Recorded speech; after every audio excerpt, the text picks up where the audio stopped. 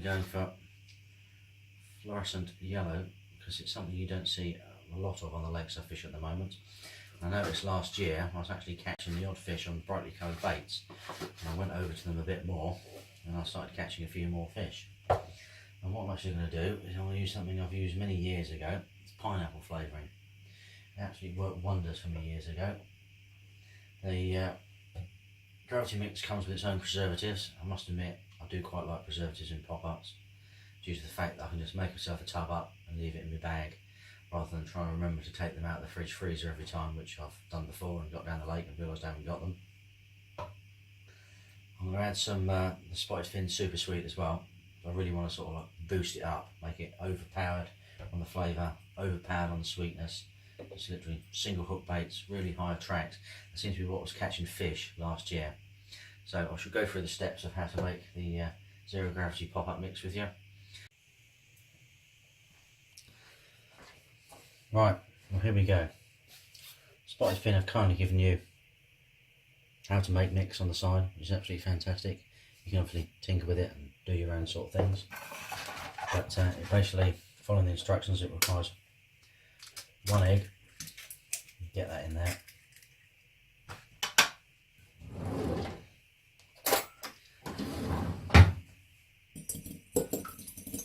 Always like to break the yolk up, get it all mixed up like that. As I said, I like preservatives in my hook baits. It just saves you getting down the lake and making a bit of a mistake and realising. So you want 1 level tablespoon full of liquid. Get that in there. Now I'm going for me pineapple, which is fantastic. I'm going to go for a level tablespoonful of that as well, so I just have an idea of what I'm actually up to. That and that, and I need a level tablespoonful of the super sweet as well. Really want to make it overpowering and super attractive. Get the fish interested, get them interested in the colour, get them interested in the what's going on there, the smell and everything. Get them coming to have an investigate.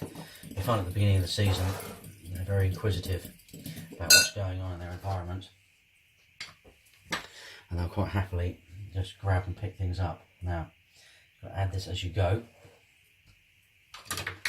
Mix it up, so I just do 1 spoonful at a time. Yeah.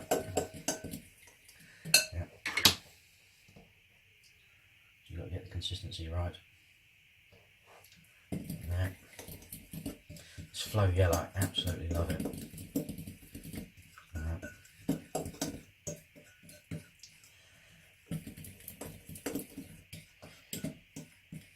The smell from the pineapple.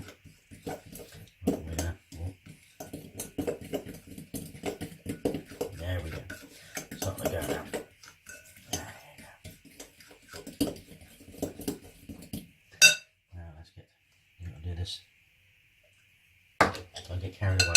Don't get too over the top of what you want to try and do.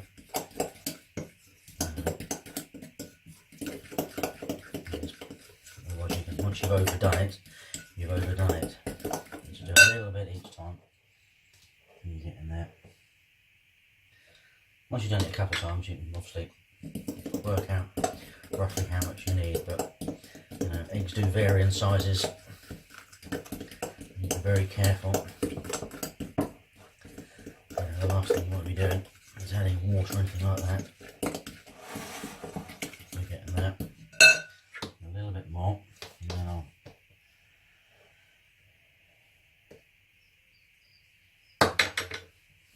I will get the spoon in there once I've all done it, but I just prefer to do it with a fork to get it all consistent. And get my hands in there as well. I'm not a fan of getting my hands in there. As you might have noticed, I don't want that much to do.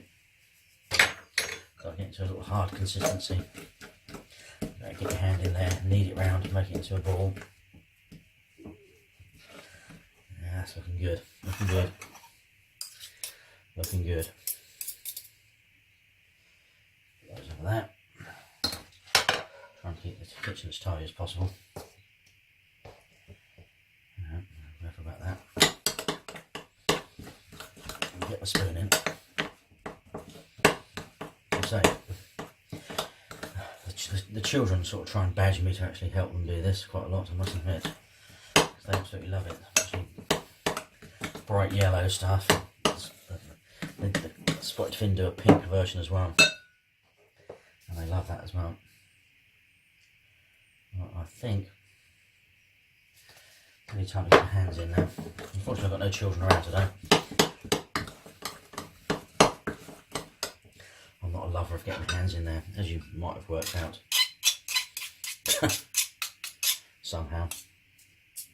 Anyone doesn't like that scraping sound, I do apologise. Right. There's no time like the present now. Get your hands in there. Mix it up.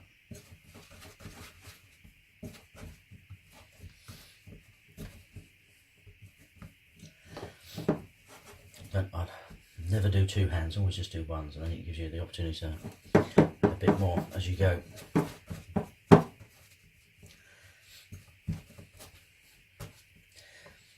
Anyone who knows, it's just like making bread, isn't it, really? Used to do a lot of bake making myself years ago. Haven't done it for a long time now. Oh, that's looking good.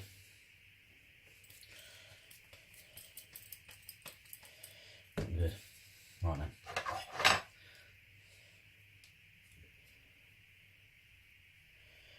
We don't want to waste anything. It's never a good thing.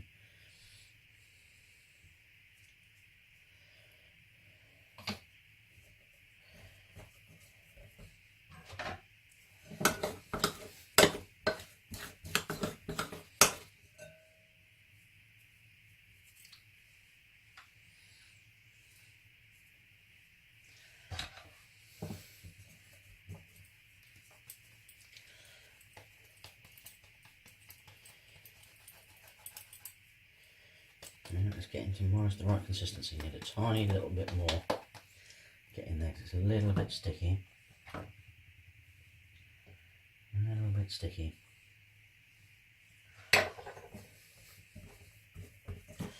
It's just like making bread.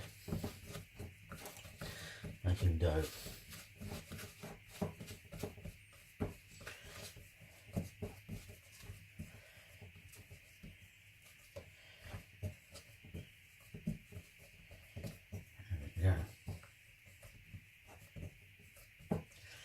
Looking good.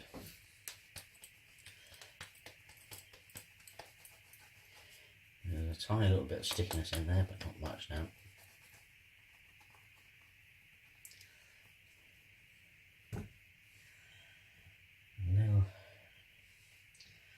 A little bit more.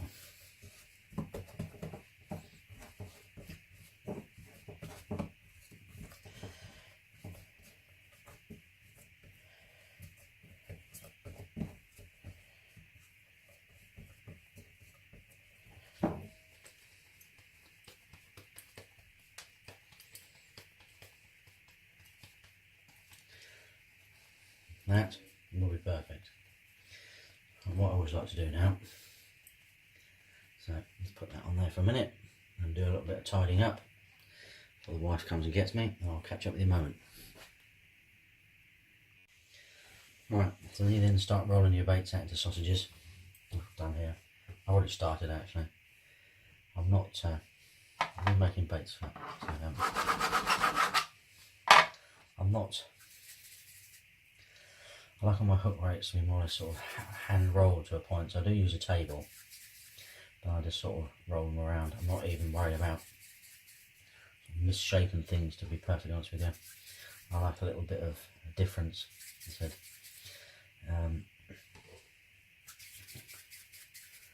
Like dumbbells and basically been around for years. It's just like the misshapen bits you get out of your rolling tables, really.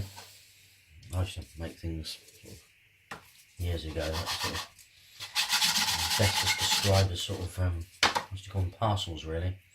I'll give you a quick demonstration. Let's see if I can just cut that there. And all we used to literally do to make our baits was this. Let's do that. A little bit of movement, and then you end up with these little parcels. And it's just to boil those. It's just so much quicker if you're making bait in bulk. You just do the little parcels. And I think a couple of, I'm sure who's, I don't know if any bait company's ever done that, to be honest with you. But yeah, I'm not really, I check my pop-up every single time just to make sure it's, you know, heading in the right direction. When I put it on the hook and everything like that, always recheck it. Always, you know, you've got to just check it every time. You can never assume that it's right. You've got to get it perfectly checked and done. And that, so is certainly the way forward with making sure everything's actually perfectly right, really. Let's get that in there. I'll do a bit more of a proper roll on it. There you go. You have the little cylindrical things, which I'm not really bothered about. Much prefer to just sort of roll it and make sure it's compact myself. Some people think that's a bit strange. Other people have probably done it themselves. But yeah, I'll just roll each one a little bit by hand. See, like the sort of like the parcel idea is quite interesting, really. Right, let's just chunk another lump of that off there. You might as well roll it a little bit by hand, I find. Get that in there and use the rolling thing, which for some reason I'm making this a little bit too flat today, but anyway, I don't mind. That'll do me. So slightly, I'm after different size pop-ups anyway. I don't want them all exactly the same. Just cutting them up like that is actually more than what I'm really after, to be fair. You know, I don't even have to be.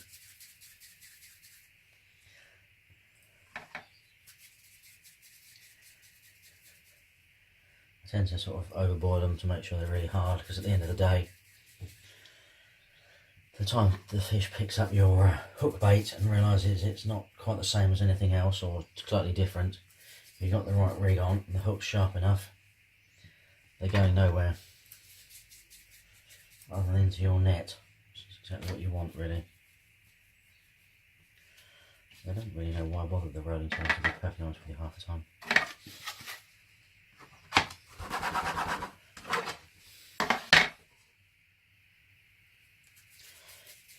Like little torpedoes, aren't they?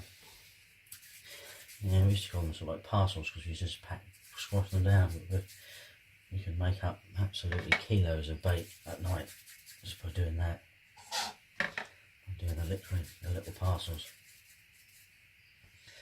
Right, I'm going to get the kettle on now, I think, to get some water boiled up and ready for them to go. But they smell absolutely fantastic. I must admit, this mix is very easy to do and very easy to roll and get done. So it's hardly taken me any time to do this at all, really. There's plenty in there. I'm going to do, I've got some more flavours actually, which I might make up some more later on, and I'll do them as well. I quite like the, I was going to say it's been used for a long time, which was quite right actually, until I suddenly discovered that a few other companies had decided that strawberry was the thing of the, not the thing of the past like it used to be, which is quite ironic, realistically.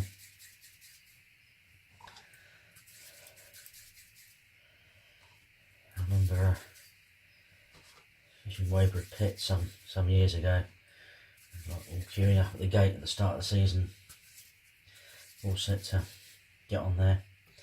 I think one of the guys had made himself some few kilos of strawberry boilies, and when you open his car, it's like wafted over the whole area, and you can actually sort of clearly smell it. Sort of like a couple of 100 yards ago. It was quite entertaining. I thought it was quite funny. And then proceeded to catch a fair few fish on it. So, something they hadn't seen. You've got to do something different with your baits.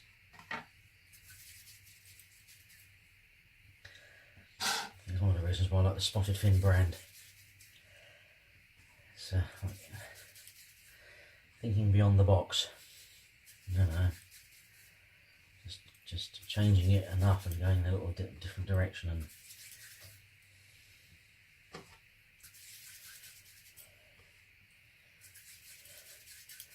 you know, how often do you think a carp finds the perfect cylindrical item on a lake bed? Not very often, you would say. Not very often at all. I'm clever enough, I should be able to do that like in one go, like that. Do me, because I want a few bigger ones. Bigger ones, smaller ones. I'm not really worried.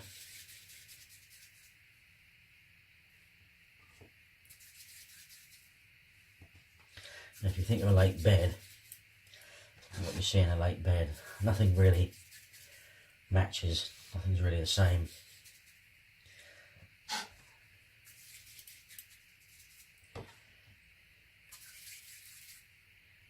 That nice little one there, fantastic. There we go. Yeah, nothing's really the same, nothing really matches in a lake bed, it's all sort of all different.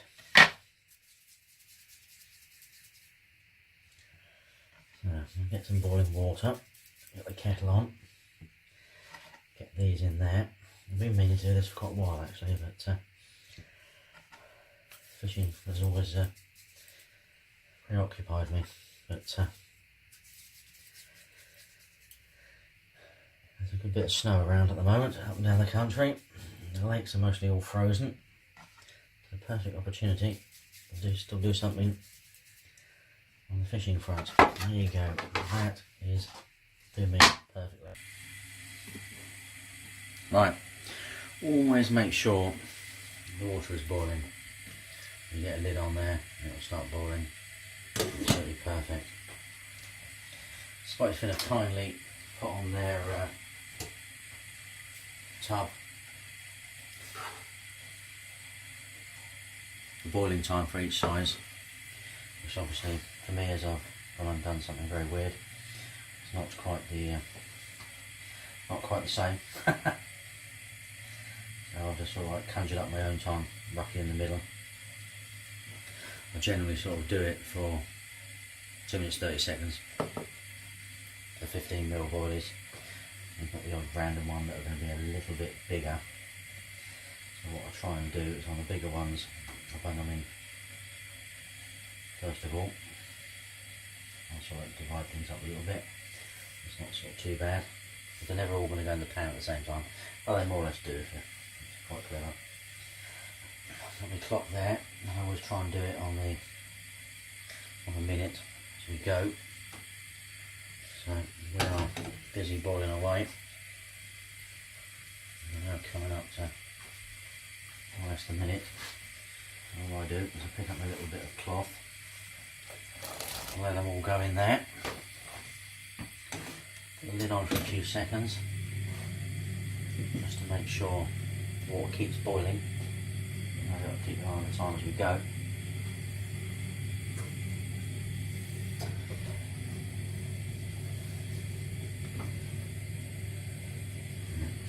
A little bit of a stir around. Be careful, I use a, make sure they're all separated, which they are, which is perfect. I use a metal spoon, so be careful because obviously it's cold, and stop the boiling process to get that lid back on again.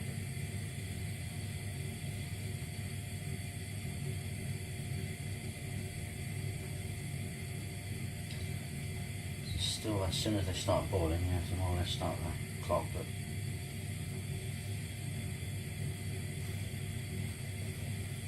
you can air dry them afterwards, so it's never too much of a problem, to be fair.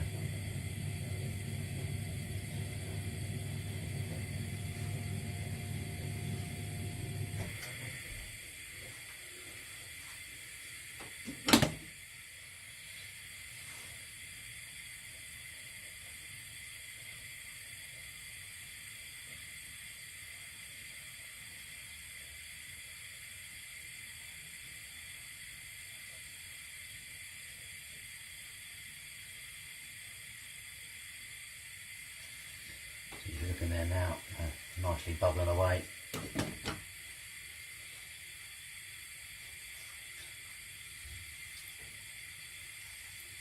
Let's remove that off there now.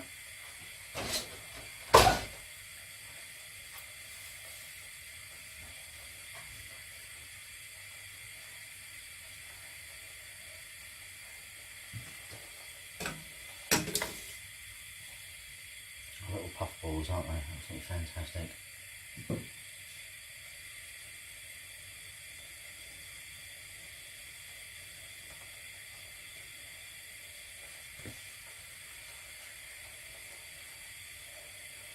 What I normally do is put a little baking tray underneath here, the cloth on top, just let the air flow around it. Unfortunately the baking tray is still in the cupboard, so I'm not going to be playing around. Right, I'm almost done now. Let's turn that heat off. Sort of mix around, get them out. You'll have noticed the sizes have got bigger, that's not a problem. I said, I love varying sizes and little varying shapes. You know, it doesn't have to be perfect. Is not you've got to think about it that people, you know, cut down and shave up boilers trying to sort of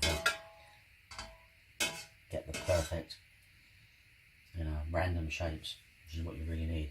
And the random shapes, spread them all out so they don't sort of touch each other and get all damp and do each other up. There we go. Oh, these are feeling absolutely perfect, I must admit. There you go. Now, basically, that's my guide of how to make slightly different misshaped pop-ups out of the Catalyst or Spotted Fin Zero Gravity pop-up mix. See? A little bit of a rock, a little bit of a stone on the bottom. Love them. Absolutely perfect. I've never actually really told anyone that before ever. There you go. Part of a little secret of my knowledge of something I used to do a long time ago. Be interesting to see how we get on this year on that one. Oh, I love the pineapple smell.